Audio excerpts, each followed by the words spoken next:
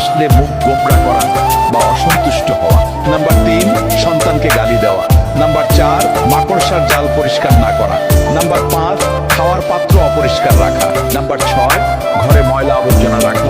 Number 7, ভাঙা পাত্রে খাবার খাওয়া। নাম্বার 8, পানি না ঢেকে রাখা। নাম্বার 9, খারাপ চিন্তা করা।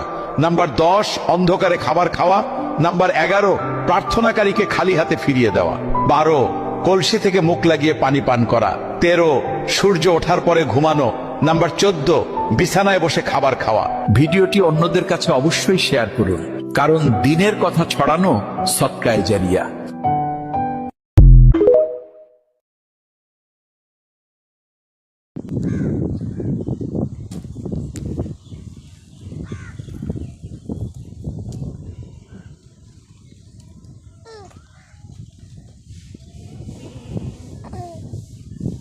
এই যে